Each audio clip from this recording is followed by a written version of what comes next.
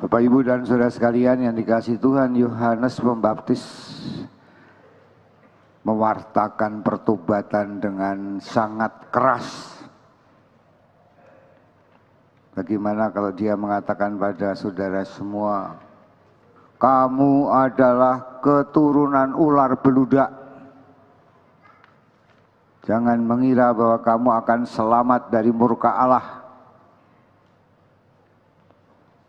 Jangan mengatakan bahwa aku ini anak Abraham, aku ini sudah dibaptis, aku ini orang Katolik, aku ini orang yang tekun berdoa.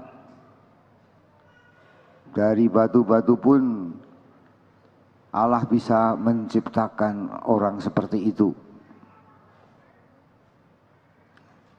Maka bertobatlah, kerajaan Allah sudah dekat. Ya. Bertobatlah meskipun kamu sudah ikut KEP. Itu keras Yohanes Pembaptis itu. Mengapa dia orang yang keras? Karena hidupnya keras. Dia hidup di padang gurun. Padang gurun tempat yang sepi, kalau siang panas sekali, kalau malam itu dingin sekali, tempat yang kosong. Tidak ada yang bisa dipegang. Ya, biasanya kita pegang HP, pegang remote control. Ini mau nonton apa, tinggal pencet ini, pencet itu. Tidak ada tempat untuk berlindung, tidak ada listrik, tidak ada sinyal. Itu padang gurun adalah tempat yang kosong. Dalam kekosongan itu tidak ada yang bisa dipegang kecuali iman, kecuali Allah yang selalu ada dan tetap ada. Kekosongan itu menakutkan. Kekosongan berarti juga tidak ada orang lain yang memperhatikan kita, yang menghibur kita. Tidak ada sesuatu yang menyapa kita. Tempat itu sepi. Dan begitu banyak orang yang takut sepi. Dia selalu mencari keramaian-keramaian. Kalau kesepian lantas mesti pergi ke mall, mesti pergi kemana supaya ketemu orang, melihat sesuatu, memegang sesuatu. Dikatakan bahwa dia pakai jubah bulu unta atau kulit unta, makanannya madu dan belalang. Kekerasan yang demikian itulah yang menggembleng Yohanes Pembaptis. Ya, menggembleng agar dirinya sepenuhnya percaya kepada Tuhan yang memelihara hidup, Tuhan yang menjaga, melindungi dalam situasi padang gurun yang seperti itu. Tuhan yang selalu memberi madu, hutan, dan belalang-belalang untuk makanan dia. Itulah pertobatan yang sesungguhnya. Bahwa orang hanya berserah pada Tuhan dan mengandalkan Tuhan semata-mata. Maka mungkin ini lulusan KEP ini perlu dibawa ke padang gurun. Ya. Jangan hanya baca kitab suci, nyanyi-nyanyi, banyak teman, enak itu. Pergilah ke padang gurun. Ya. Dan kita bisa hidupkah di padang gurun? Kita bisa akhirnya hanya mengandalkan Tuhan semata-mata. Engkaulah Tuhanku, pelindungku, pemeliharaku, tempat aku bernaung, hidupku ada dalam tangan-Mu semata-mata. Maka Yohanes Pembaptis itu mewartakan pertobatan. Tapi pertobatan ini ternyata baru persiapan. Dia membersihkan dosa-dosa orang dengan air sungai Yordan. Ya. Itu baru pembersihan. Dibersihkan dari yang kotor dengan air sungai. Maka kalau ada orang mengatakan yang penting baptis selam supaya bersih semuanya, kalau perlu baptisnya di Yordan, ya itu baru satu tahap pembersihan. Tapi hanya Yesuslah yang membaptis dengan Roh Kudus. Maka dalam pembaptisan tidak cukup hanya dengan air, tetapi dengan Roh Kudus. Maka Gereja Katolik itu menggunakan minyak zaitun untuk menggambarkan bahan bakar. Minyak adalah bahan bakar yang akan menyulut api, membuat api Roh Kudus hidup dalam diri kita. Maka kalau Anda hanya dibaptis pakai air, belum pakai minyak, berarti Anda belum dibaptis oleh Yesus. Karena Yesuslah yang membaptis kamu dengan Roh Kudus. Tidak hanya dengan air, tapi dengan api. Api perlu minyak supaya berkobar-kobar di dalam hidup kita. Itulah pertobatan. Dan pertobatan ini berbuah seperti digambarkan oleh Yesaya. Ya, bertobat bukan hanya merasa bahwa sekarang saya benar, tapi sekarang saya menerima Tuhan Yesus, menerima Roh Kudus, menerima kekudusannya. Seperti dikatakan dalam bacaan kedua, Yesus pun menerima kita. Maka kita juga harus menerima Yesus dan orang-orang yang dicintainya. Dan gambarnya indah, tidak ada permusuhan. Gambaran dari Yesaya bacaan pertama itu sangat indah. Ya, anak-anak bermain dekat liang ular beludak,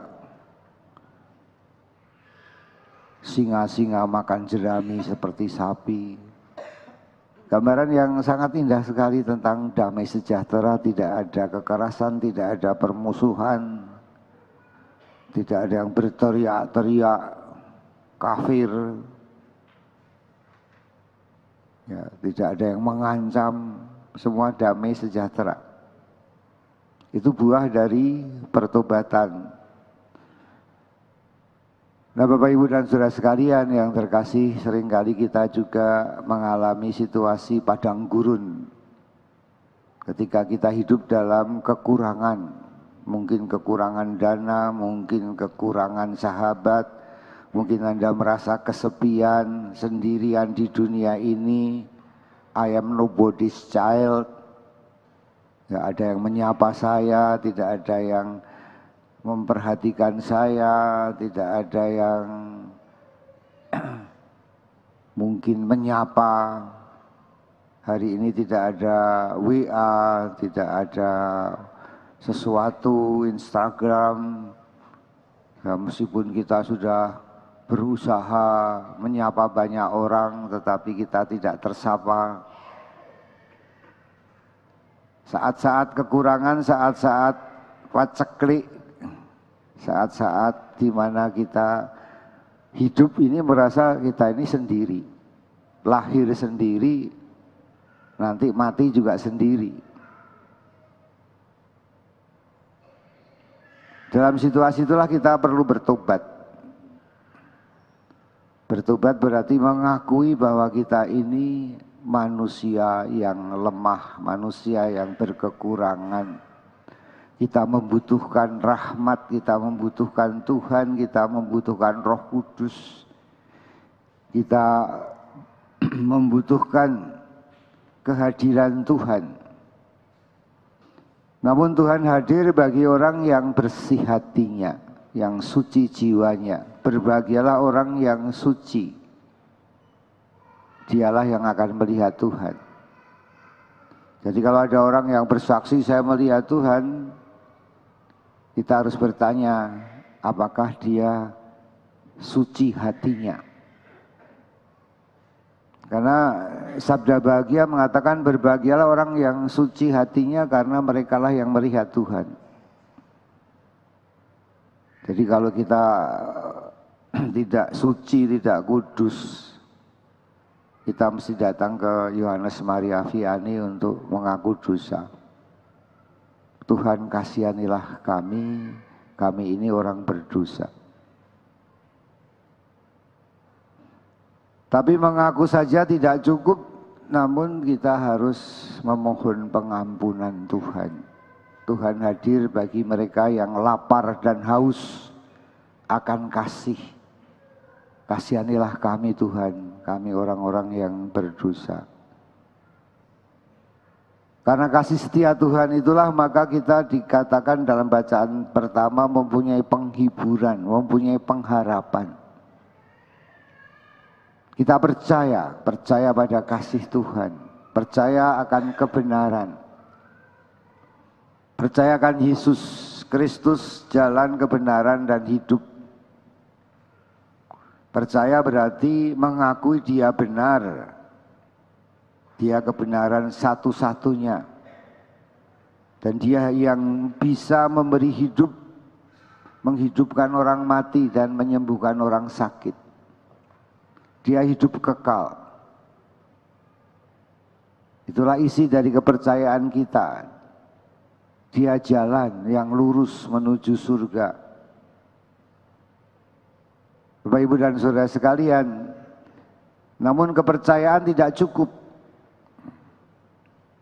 Menerima bahwa Yesus itu adalah kebenaran. Banyak orang menerima Yesus itu benar, tapi belum beriman. Beriman berarti hidup, mengakui, dan menerima kebenaran itu di dalam hidupnya. Dengan apa? Dengan berserah diri kepada Tuhan. Berserah diri berarti melakukan kehendaknya. Apa yang dia kehendaki kita lakukan. Saya percaya pada Yesus, dia jalan kebenaran dan hidup. Nah, kalau sudah percaya kamu harus dibaptis. Kalau dibaptis kamu baru kemudian menerima sakramen yang lain, menjalani hidup secara Kristus. Ya, sehingga disebut Kristen. Kristen itu bukan Protestan. Kristen itu kita semua, karena kita adalah Kristus.